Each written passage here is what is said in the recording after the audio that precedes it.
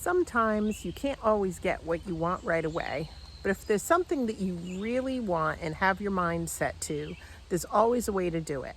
Sometimes you have to be a bit creative, and sometimes you may have to wait a little while, but stay with us to check out what we've been up to lately.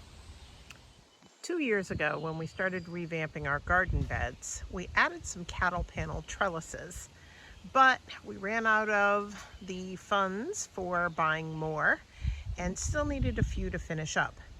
So now 2 years later, we're finally getting the last of our cattle panel. Now our pickup truck only has a 6-foot bed and our trailer only has an 8-foot bed.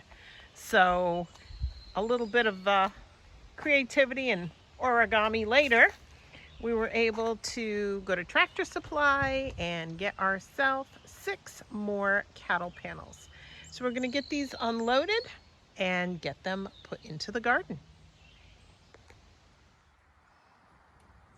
When we redid these beds, we added extra posts at the end. So each bed has 2 posts, one at each corner, same over here. And then we just bent the cattle panel. Now these are the 16-foot by 52-inch cattle panels. And we use these for anything that's a climber. Everything from pole beans to pumpkins to spaghetti squash like we have here. So as these get long enough, we'll start training them up the trellis. We've shown videos in the past where we've had pumpkins that grew up through the trellis and actually had the pumpkins hanging right down through the trellis, and they actually grew really well. Now, one thing we did discover, and you'll notice on this side I've got zucchini, so I don't have a climber coming from this other bed. And the reason for that is we found if we did, say, pole beans on one side and squash or pumpkins on the other side, that they kind of battled each other and one would win out over the other. So we decided to just do our climbers on one side. So we plant them on the side that gets the most sun, and then they can come up and cross over. So we were able to get 6 panels up in the past. And here, excuse the fact that I've got to get some weeding done, we already had put in the 4 posts to put cattle panels in here. And 2 of the panels we got this year, that's what we're going to be doing, is getting those here so that we'll have them all ready, not necessarily for this year, but for next year.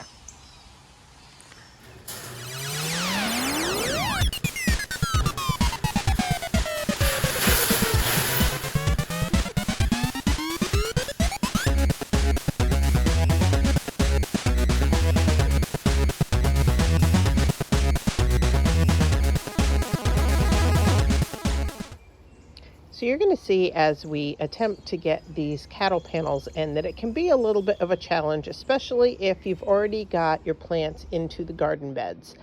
Now these are 16 feet long and they are spring steel. So if you have 2 people to do this, it is a lot easier than trying to do it on your own.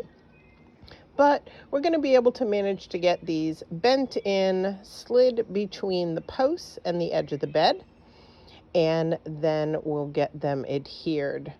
So we are really happy with the cattle panels that we currently have, and adding some new cattle panels in has been on our to-do list. So we're super excited to get these done this year. Once we have the cattle panel in place, we connect it to the garden posts using just some wire. Actually, right now what we're using are old clothes hanger pieces, and we just tighten it down, because one thing you want to make sure is that these are not going to spring out of place.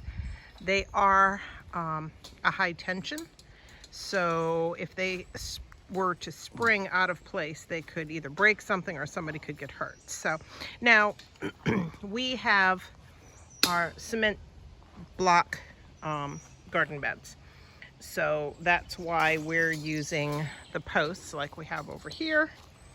And if you were using wooden garden beds, you could staple these into the garden bed itself to hold them in place. There's a lot of different ways people use these panels to make chicken hoop coops and all kinds of cool stuff. So some people use them between their tomatoes, but for us, We love these as a trellis. So let us get back to getting another one done. We have gotten the 2 panels in place here, and then we put 2 panels here at the entryway to our garden. Now, we did them here because we have beds that we can use next year to put climbing things in, and there is space over here. We've got some cleaning up and weeding to do, but this is going to be a nice entry in.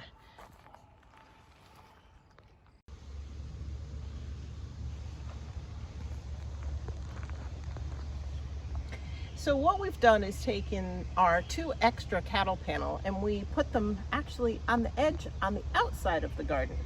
So our pumpkins are actually growing inside of our garden fence, as you can see back here, but we put the cattle panel on the outside because we didn't want these growing into the garden itself. And we started training these pumpkins up the trellis. And you can see they're going to climb right up and over.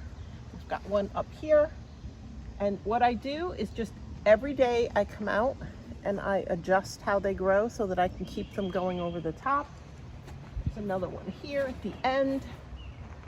And I'm just going to take it and very gently get the pieces up and in so it can grow up through and hold on. Because the whole point is to keep these off the ground and growing up and over. So another reason that we did these outside the fence is these panels are 16 feet long. So they gave us 16 feet of extra growing space that's outside of the garden. Now, they're 16 feet long, but they really don't take up that much space in the yard. There's still plenty of room in between for us to get through, keep the area mowed, and keep it clear. So the only thing we have a problem with pumpkins is deer. And in the past, the problem we've had is the deer will come in, the pumpkins, when they're running on the ground, the deer will step on them and then eat the pumpkins. So we're hoping with them being up here on the trellis that we're not going to have any problems with that. But we also have something else that we have found helps with the deer.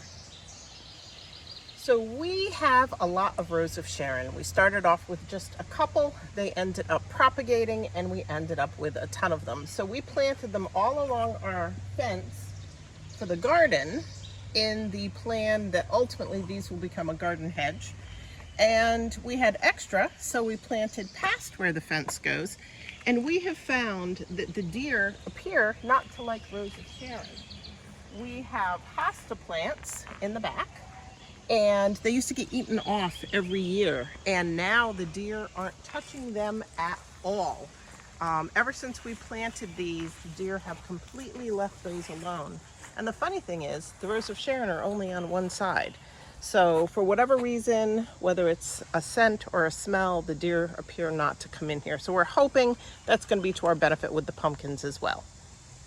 So it's been a few weeks since we started this video because we wanted to be able to show you how the plants actually climb on these trellises. And if you remember, these were short, small little plants. My squash was a lot smaller. We've had a lot of rain and a lot of heat, so things are growing like crazy. But these spaghetti squash are growing great over this trellis.